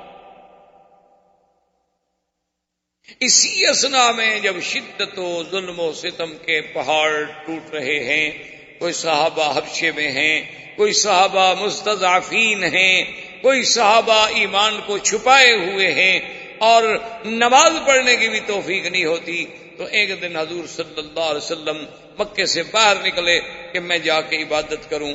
اللہ پاک نے خبر دی کہ میرا مدنی کوئی بات نہیں, آپ ذرا آگے آئیں. حضرت عبداللہ ابن مسعود بھی ساتھ ہیں. آپ نے فرمایا کہ تم بیٹھ جاؤ. آگے جا کے حضور نے نماز شروع کی اور اس کے بعد جنوں کا ایک وفد گزرا جس کو اللہ نے قرآن میں مختلف مقامات میں جس کا ذکر کیا ہے. وَإِذْ صَرَفْنَا إِلَيْكَ نَفَرًا مِنَ الْجِنِّ يَسْتَمِعُونَ الْقُرْآنَ فَلَمَّا حَضَرُوهُ قَالُوا أَنصِتُوا فَلَمَّا قُضِيَ وَلَّوْا إِلَىٰ قَوْمِهِم مُنذِرِينَ قَالُوا يَا قَوْمَنَا إِنَّا سَمِعْنَا كِتَابًا أُنزِلَ مِن بَعْدِ مُوسَىٰ مصدقا لما بين يديه يهدي إلى الحق وإلى طريق مستقيم. اللہ کے نبی نماز پڑھے اور جن آئے, اتنی جنات آئے. دوسری جگہ قرآن کہتا ہے وَأَنَّهُ لَمَّا قَامَ عَبْدُ اللَّهِ يَدْعُوهُ كَادُوا يَكُونُونَ عَلَيْهِ لِبَدًا. اللہ فرماتے ہیں کہ جب حضرت محمد مصطفیٰ میرا بندہ میری عبادت کے لیے کھڑا تھا, ایسے وہ گر رہے تھے جیسے لپٹ رہے ہوں.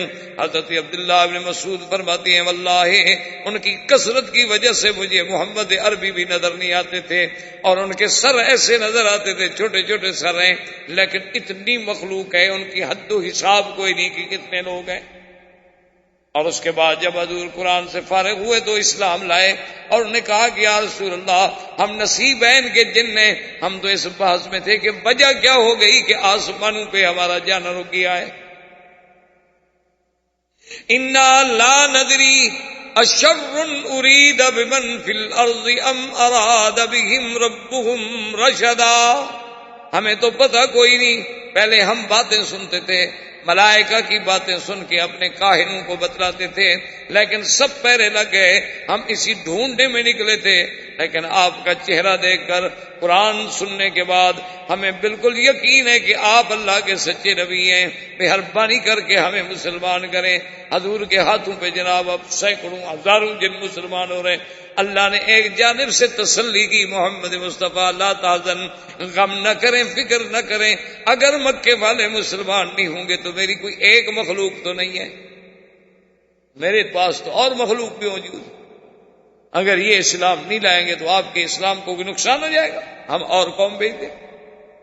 اب یہی میں عین ہی شدت کے اور تکالیف کا دور ہے کہ عین اللہ تبارک و تعالیٰ کی رحمت جوش میں آئی کہ اپنے نبی کی تسلی کے لیے, اطمینان قلب کے لیے اور تطمین کے لیے کہ میرے مدنی کا رات اور دن جو ہے ستم میں گزر رہا ہے اور تکالیف میں گزر رہا ہے, پریشانیوں میں گزر رہا ہے, تو یہاں غم و اندوہ کی آخری حد ہے اور وہاں میری رحمت کے فیصلے, اللہ کی رحمت قیامت کے فیصلے ہو رہے ہیں کہ ہم نے اپنے نبی کو تسلی بھی دینی ہے اور اپنے نبی کو اپنے قدرت کی آیات بھی دکھلانی ہے اور آپ کا شان بھی بلند کرنا ہے. اور اللہ کی تقدیر نے اسراء اور معراج کا فیصلہ کیا، کیونکہ اب یہ وہی دن ہے جس میں میرے مدنی کو معراج ہوتا ہے، جس کا پہلا حصہ اسراء ہے اور دوسرا حصہ معراج ہے. زندگی باقی تو بات باقی انشاءاللہ. وما علینا الا البلاغ. برادران اسلام، محترم بھائیوں، عزیز نوجوانوں، سیرت پاک کے سلسلے میں کچھ عرصے سے یہ سلسلہ دروس جاری ہے اور ہم نے سیرت مبارکہ کے کچھ حصے، کچھ احوال، کچھ حالات پڑھے، بیان کیے اور سنے. تو جب حضور صلی اللہ علیہ وسلم کے لیے مکہ کی سرزمین تنگ ہو گئی تو آپ طائف تشریف لے گئے. طائف والوں نے بھی استقبال کے بجائے بڑا شدید رد عمل ظاہر کیا. حضور صلی اللہ علیہ وسلم کے بدن مبارک کو زخمی کیا.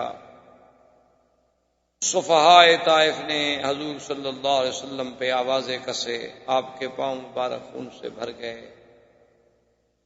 اسی عالم میں پھر حضور صلی اللہ علیہ وسلم واپس سرزمین حرم مکہ مکرمہ کو لوٹے تو آپ کے لیے یہ دن جو تھے بڑے شدید ہموم اور غموم کے دن تھے. ایک طرف حضور صلی اللہ علیہ وسلم پر یہ پریشانیوں کا اور دکھوں کا عالم تھا، عام الحزن تھا.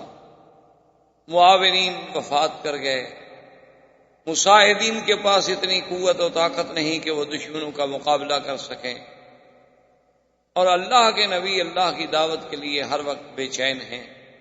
تو اللہ کی قدرت اپنے فیصلے فرما رہی تھی کہ اللہ نے ایک فیصلہ فرمایا کہ اپنے نبی کے لیے اسراء اور معراج، تاکہ ایک تو حضور کی شان میں اور زیادہ بلندی ہو، دوسرا حضور صلی اللہ علیہ وسلم کا اطمینان قلب حاصل ہو اور آپ کے غموں کا بداوا ہو، اور پورے عالم پر یہ چیزیں جو ہیں جب آشکارا ہوں گی تو پھر انہیں شان محمد مصطفیٰ صلی اللہ علیہ وسلم کا علم ہوگا.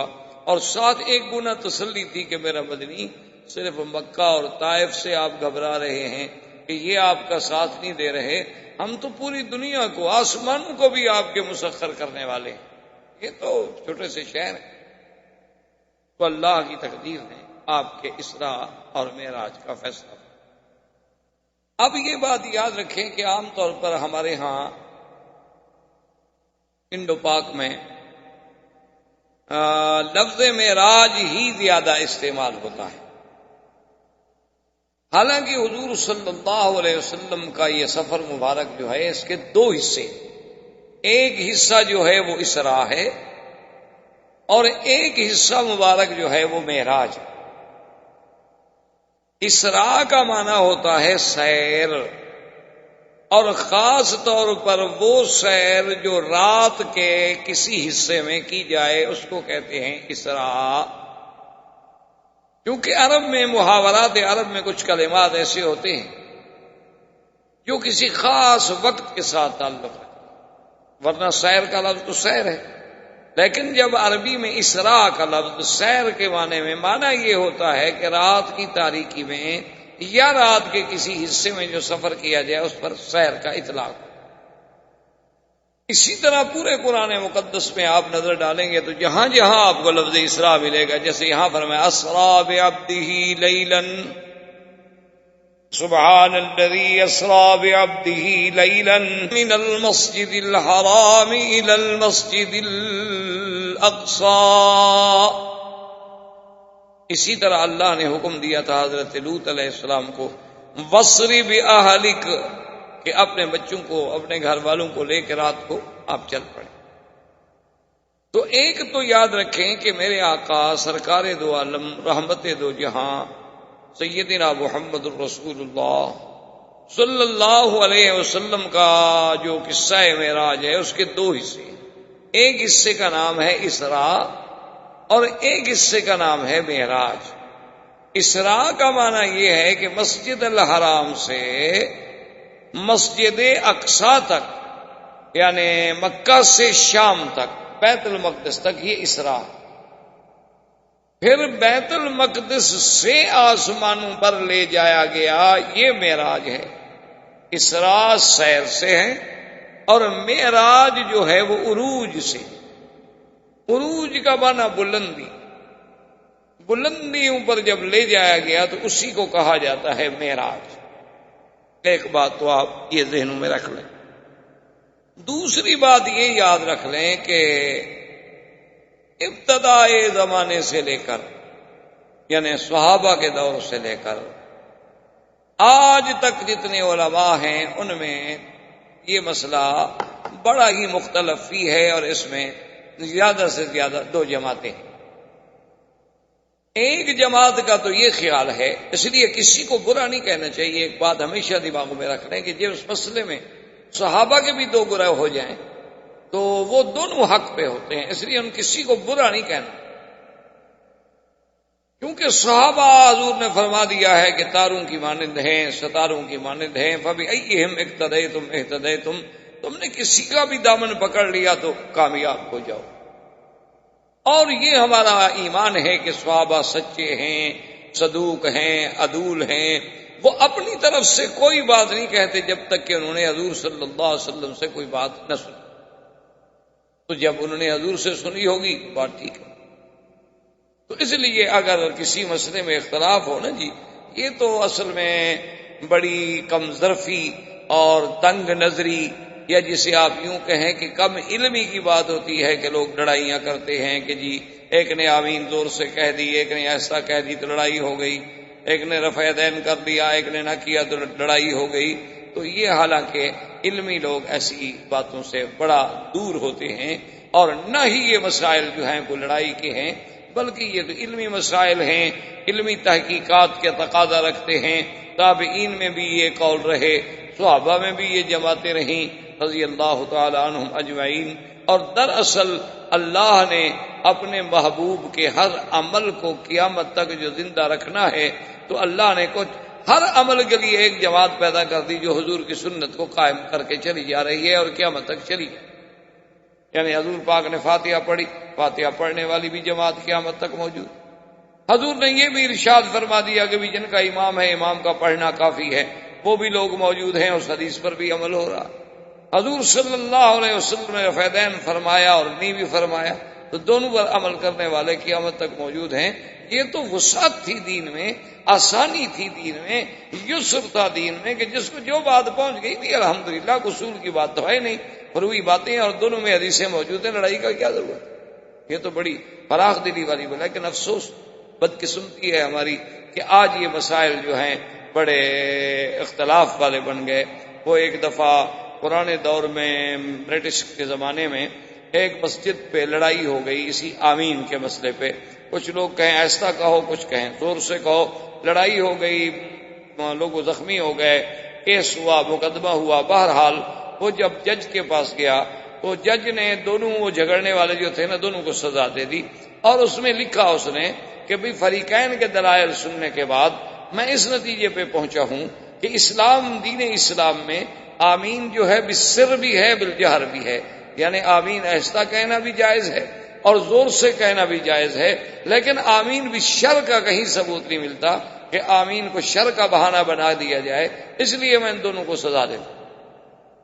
تو اصل بات ٹھیک تھی، حالانکہ وہ کافر تھا، انگریز تھا. اس نے کہا بھی آمین بالجہر، آمین بالسر تو ہے، لیکن آمین بھی شر کہاں سے نکل آئی کہ آدمی آمین پہ آ کے لڑائی شروع کر دے، لڑنا شروع. تم نے کیوں زور سے کہی اور کہتے تم نے کیوں نہیں کہی. اسی طرح معراج کے مسئلے میں بھی یاد رکھیں ہمیشہ کہ اس میں بھی دو قول ہیں جو بڑے بڑے قول ہیں، اور دونوں طرف صحابہ ہیں، دونوں طرف تابعین ہیں، دونوں طرف ائمہ محدثین ہیں، ائمہ مجتہدین ہیں، اور اللہ ان کی قبروں پہ کروڑوں رحمتیں فرمائے. کسی کے بارے میں کبھی دل میں ذرا سا بھی برائی کا خیال نہ رہے. یہ ہمیشہ یاد رکھیں، ورنہ ان کا تو کچھ نہیں بگڑے گا، ہمارا خاتمہ ٹھیک نہیں رہے. جب اللہ کسی سے ناراض ہوتا ہے تو اس کو اپنے بزرگوں کا دشمن بنا دے. وہ بس سارا دن پھر یہی کام کرتا رہتا ہے کہ دیکھو جی فلاں امام نے کیوں یہ کہا اور فلاں نے یہ کیوں کہا اور فلاں. تو اس لیے ایک بات کو سمجھیں، حالانکہ دیکھیں پہلے کتنا رواداری تھی کہ تاریخ میں آتا ہے کہ امام شافعی رحمۃ اللہ علیہ ایک دفعہ بغداد تشریف لے گئے اور اتفاقاً انہوں نے اس مسجد میں جا کے نماز پڑھی جہاں امام ابو حنیفہ رحمۃ اللہ علیہ کی ساتھ قبر ہے، کیونکہ امام ابو حنیفہ رحمۃ اللہ علیہ بغداد میں دفن. تو امام شافعی خود امام ہے، یعنی کوئی چھوٹا آدمی نہیں، کوئی عام مولوی عالم نہیں، امام وقت ہے.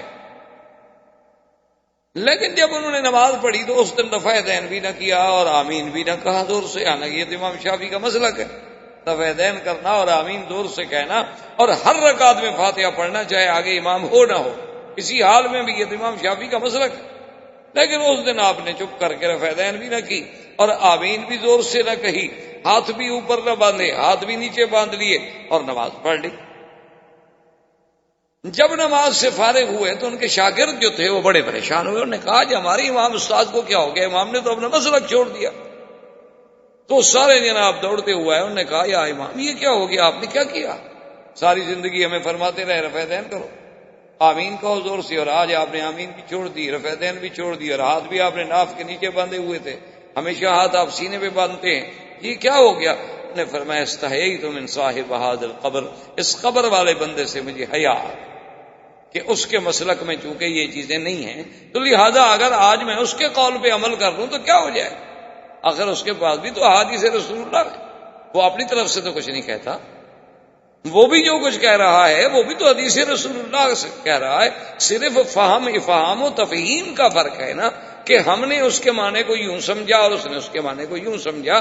تو افہام و تفہیم میں تو فرق ہو سکتا ہے. 4 آدمی ہم بیٹھے ایک عبارت کا ترجمہ کریں، لازمی بات ہے ہر آدمی الگ ترجمہ کرے گا. یعنی آپ ایک اردو کا جملہ لکھ کر کسی کو دے دیں، اس کو کہیں گے جی اس کی تشریح کرو، 4 آدمی کو دے دیں، 4 آدمی الگ تشریح کریں. اگر مقصود ایک ہوگا لیکن مفہوم ایک ہوگا، لیکن لفظ اور طریق جو ہے وہ الگ الگ ہو. تو یہ ادب تھا، یہ احترام تھا. اور ان کا ایک بہت بڑا مشہور قصیدہ ہے جو انہوں نے امام ابو حنیفہ رحمۃ اللہ علیہ کی شان میں لکھا تھا کہ فلعنت ربنا اعداد رمل. انہوں نے کہا کہ اللہ اس بندے پر جتنے اس کے ریت کے ذرے ہیں نا اتنی لعنتیں بھیجے جو ابو حنیفہ کے قول کو ٹکرا دے. یہ کہہ دے کہ میں امام صاحب کے قول پہ عمل نہیں کرتا، میرے نزدیک دوسرا قول راجح ہے. لیکن یہ تو نہیں نا کہ کہہ دے کہ وہ غلط تھے اور وہ نعوذ باللہ کوفے کے قصائی تھے اور وہ جاہل تھے اور وہ کچھ نہیں تھے اور وہ یوں تھے اور یوں تھے، ان کو تو حجامت کے مسئلے بھی نہیں آتے تھے اور لوگوں نے امام مان لیا. تو ایسی چیزیں جو ہے نا اس لیے ہمیشہ ذہن میں رکھا کریں، کیونکہ آج کل ہمارے نوجوانوں پر یہ مسائل بڑے سوار ہیں. ان کو بدقسمتی ہے ہماری کہ ہم کیا کریں کہ آدمی 4 جماعتیں پڑھ لیتے ہیں، بیچارے 2 دین کی کتابیں پڑھ لی اور دعویٰ ہو جاتا ہے کہ میں عالم ہو گیا، میں مولوی ہو گیا. پھر اور جب آدمی صحیح معنوں میں عالم نہ ہو تو پھر دین ملا فی سبیل اللہ فساد. پھر مولوی اسی کو کہتے ہیں کہ جو چپ نہ کرے، کوئی نہ کوئی بات کہتا ہے، صحیح ہو یا غلط. تو اس لیے یاد رکھیں کہ معراج میں اور اسراء میں بھی 2 قول. ایک قول تو یہ ہے کہ یہ اسراء معراج سب حق ہے، لیکن ہے یہ خواب. یعنی حضور صلی اللہ علیہ وسلم نے سیر فرمائی، حضور صلی اللہ علیہ وسلم کو معراج ہوا، لیکن وہ یہ کہتے ہیں کہ بھی یہ خواب، یعنی یہ بیداری کا قصہ نہیں، بلکہ آپ نے خواب میں یوں دیکھا کہ میں یہاں سے چلا اور یہاں گیا اور یہاں گیا اور یہاں. ایک دوسرے علماء کرام صحابہ عظام سلف صالحین کا یہ قول ہے، وہ کہتے ہیں نا یہ واقعہ جو ہے خواب کا نہیں ہے بلکہ بیداری کا ہے، اور صرف روح کو یہ سفر پیش نہیں ہوا بلکہ حضور صلی اللہ علیہ وسلم نے روح مع الجسد اور بیداری میں جاگتے ہوئے آپ نے یہ سب کچھ دیکھا ہے. اسراء بھی اور معراج بھی دونوں حضور صلی اللہ علیہ وسلم کے وجود مسعود اور آپ کے بیداری کے عالم میں روح اور جسد کے ساتھ آپ نے یہ سارا سفر کیا. یہ خواب نہیں. اب اسی پہ غور کر لیں کہ جنہوں نے کہا ہے کہ خواب ہے وہ کیوں کہتے ہیں خواب؟ وہ کہتے ہیں کہ قرآن پاک میں ایک آیت مبارک ہے، قرآن کہتا ہے وَمَا جَعَلْنَا الرُّؤْيَا الَّتِي أَرَيْنَاكَ إِلَّا فِتْنَةً لِلنَّاسِ وَمَا جَعَلْنَا الرُّؤْيَا الَّتِي أَرَيْنَاكَ إِلَّا فِتْنَةً لِلنَّاسِ کہ میرا مدنی صلی اللہ علیہ وسلم یہ جو کچھ ہم نے آپ کو دکھایا ہے ہمارا مقصد ہے امتحان لوگوں کا کہ کیا مانتے ہیں، اتنی بڑی بات بھی مانتے ہیں میرے نبی کی کہ نہیں مانتے۔ تو لفظ ہے رویا، رویا عام طور پر اطلاق ہوتا ہے خواب پہ، قرآن میں لفظ رویا ہے۔ جیسے سیدنا یوسف علیہ السلام نے اپنے ابا سے کہا تھا کہ میرے ابا انی رأیت 11 کوكبا والشمس والقمر رأیتهم لی ساجدین کہ میں نے دیکھا ہے کہ 11 تارے ہیں، سورج چاند ہے اور مجھے سجدہ کر رہے ہیں۔ قال یا بنی لا تقصص رؤیاک علی اخوتک، انہوں نے کہا تھا کہ میرے بیٹے اپنا یہ خواب جو ہے نا کسی بھائیوں کو نہ بتلانا، تو وہاں بھی لفظ رویا ہے، رویا سے مراد خواب ہے۔ یوسف علیہ السلام نے خواب ہی دیکھا تھا، کوئی حقیقت تو نہیں تھی کہ تارے آسمان سے اتر کے سجدہ کر رہے۔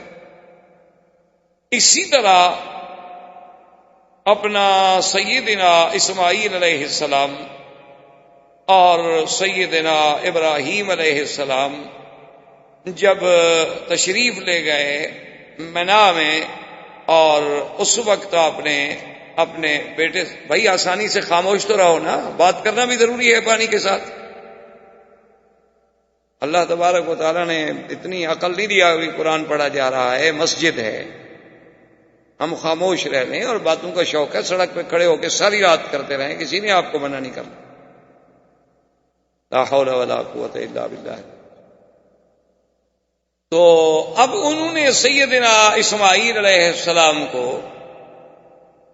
سیدنا ابراہیم الخلیل علیہ السلام نے جب تشریف لے گئے تو کیا کہا تھا قرآن؟ انی ارا فی المنام انی اذبحک فانظر ماذا ترى، انہوں نے کہا ابا جان میں نے تو خواب دیکھا، ابا میرے بیٹے میں نے خواب دیکھا کہ میں تمہیں ذبح کر رہا، اب اس کی تعبیر تمہاری رضامندی کے بغیر تو ممکن نہیں، تم بتاؤ کہ اب میں کیا کروں، بہرحال میرا خواب۔ تو وہاں بھی لفظ رویا ہے، ارا ہے، جس کا مادہ رویا سے ایک ہے تو معنی خواب ہے۔ وہ کہتے ہیں کہ جب قرآن یہ کہتا ہے کہ وما جعلنا الرؤیا التي اریناک، یہ جو رویا ہم نے آپ کو دکھایا ہے یہ بندوں کے امتحان کے لیے ہے، تو وہ کہتے ہیں کہ حضور صلی اللہ علیہ وسلم نے تو خواب دیکھا ہے، یہ رویا ہے، حقیقت تھوڑی ہے کہ آپ زندگی میں جاگتے ہوئے اپنے وجود مسعود کے ساتھ تشریف لے گئے تھے۔ ایک ان کی دلیل اللہ کے قرآن سے یہ، اور دوسری ان کی دلیل ہے ایک حدیث ہے سیدہ عائشہ صدیقہ رضی اللہ تعالی عنہ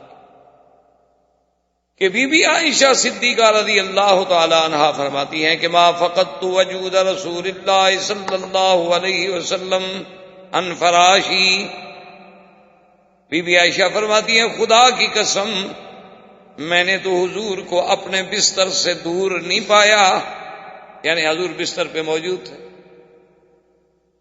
وہ کہتے ہیں کہ جب بیوی کہہ رہی ہے کہ حضور بستر پہ موجود تھے تو حضور آسمانوں پہ کیسے تشریف لے گئے؟ وہ خواب تھا، خواب میں جا سکتے ہیں لیکن اپنے وجود مسعود کے ساتھ تشریف نہیں لے گئے۔ کہ بی بی عائشہ کہہ رہی ہیں کہ میں نے تو حضور کے بدن کو اپنے بستر سے غائب نہیں پایا، حضور صلی اللہ علیہ وسلم بالکل اپنے بستر پہ موجود تھے۔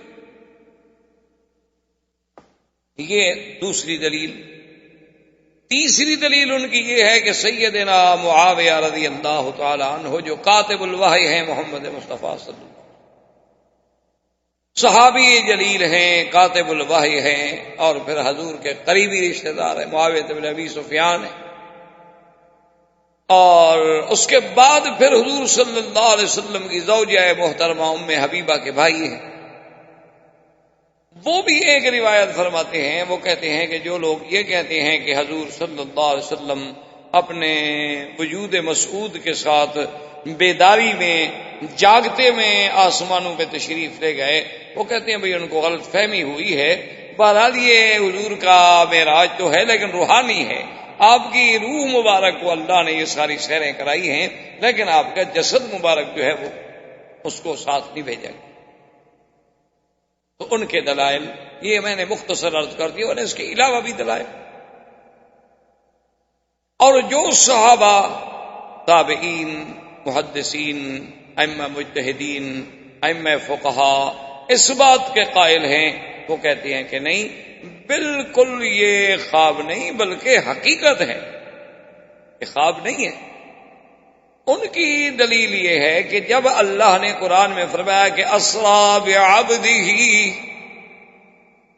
سبحان الذی اسریٰ بعبدہ لیلا من المسجد الحرام الی المسجد الاقصی، وہ کہتے ہیں کہ قرآن میں لفظ عبد کا اطلاق روح پر کبھی ہوا ہی نہیں کہ روح ہو اور کہا اس کو عبد کیا ہو، یہ کبھی نہیں ہوا، سارا قرآن پڑھ۔ وَأَنَّهُ لَمَّا قَامَ عَبْدُ اللَّهِ يَدْعُوهُ كَادُوا يَكُونُونَ عَلَيْهِ لِبَدًا، اور حضرت عیسیٰ کیا کہتے ہیں؟ قال انی عبد اللہ آتانی الکتاب وجعلنی نبیا، اللہ فرماتے ہیں وذکر عبدنا ایوب۔ سارے قرآن میں وہ کہتے ہیں، کھول کے دیکھو، سارے قرآن پاک کا مطالعہ کر لیں کہ جہاں جہاں لفظ عبد آئے، عبادنا ابراہیم و اسحاق، عبدنا ایوب، اور اسی طرح عباد مکرمون، اور اسی طرح انی عبد اللہ، اللہ نے میرے مدنی کو فرمایا انہ لما قام عبد اللہ، فرمایا وَأَوْحَيْنَا إِلَىٰ عَبْدِهِ مَا أَوْحَىٰ۔ جہاں پورے قرآن کو دیکھ لیں وہ کہتے ہیں کہ لفظ عبد کا اطلاق تو کبھی روح پہ ہوتا ہی نہیں، عبد کا اطلاق ہوتا ہی روح مال جسد پہ ہے، تو جب اللہ فرما رہے ہیں کہ اسریٰ بعبدہ تو بات ختم ہو گئی۔ یہاں ہم کیسے سمجھ رہے ہیں کہ وہ روح کا معراج ہے اور روح کا اسراء ہے اور خواب ہے؟ اس لیے وہ فرماتے ہیں کہ نہیں، بالکل حضور سرکار دو عالم رحمت دو جہاں آپ بعین ہی بیداری میں جاگتے ہوئے بالکل بسلامتی ہوش و حواس تشریف لے گئے۔ اور دوسری دلیل ان کی یہ ہے کہ اسریٰ بعبدہ لیلا، ہم نے سیر کرائی اپنے عبد محمد الرسول اللہ صلی اللہ علیہ وسلم کو، کب؟ رات میں۔ تو کہتے ہیں کہ جب خواب کی بات ہو تو پھر رات کی کیا ضرورت ہے کہنے کی؟ خواب تو رات کو دیکھے یا دن کو دیکھے، سوئے میں دیکھے، رات کو دیکھے، اکثر اوقات خواب ہوتے ہی رات میں ہیں، تو پھر اس کی ضرورت کیا تھی اتنی بڑی کہ بات کہنے کی کہ ہم نے رات میں سیر کرائی؟ تو یہ دلیل ہے کہ کوئی سیر کسی کو جاگتے میں کرائی جا رہی ہے کہ ساتھ وقت کا تعین بھی کیا جا رہا ہے کہ وہ سیر دن میں تھی کہ یا رات میں تھی، ورنہ اگر خواب کی بات ہوتی تو پھر اس کے ساتھ لیلن کہنے کی کوئی ضرورت۔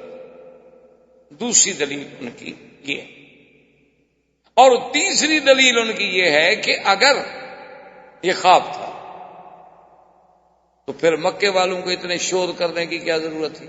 خواب تو کوئی بھی دیکھ سکتا ہے، دنیا کا آدمی۔ خواب تو آپ بھی دیکھتے ہیں کہ ابھی آپ ہندوستان میں ہیں، ابھی آپ اپنے گھر میں بیٹھے ہوئے تھے، آپ بھی خواب دیکھتے ہیں ہندوستان میں رہتے ہوئے کہ یار میں تو مکہ شریف میں طواف کر رہا ہوں، میں عمرہ کر رہا ہوں، اور میں صفا مروہ دوڑ رہا ہوں، میں مدینہ منورہ میں کھڑا ہوں، ریاض الجنہ میں نفلیں پڑھ رہا ہوں۔ یہ تو خواب ہر آدمی دیکھ سکتا ہے۔ خواب میں تو وہ چاہے ایک سیکنڈ میں ہندوستان پہنچ جائے، واپس اپنے ملک آ جائے، ادھر چلا جائے، روح کی سیر تو کوئی مشکل ہوتی نہیں۔ وہ تو کوئی اتنی بڑی اچھمبے کی بات نہیں تھی کہ مکے میں کافر ابو جہل اور سارے شور مچائیں، دیکھو اللہ کا نبی کیا کہتا ہے اور اللہ کا نبی کیا کہتا ہے۔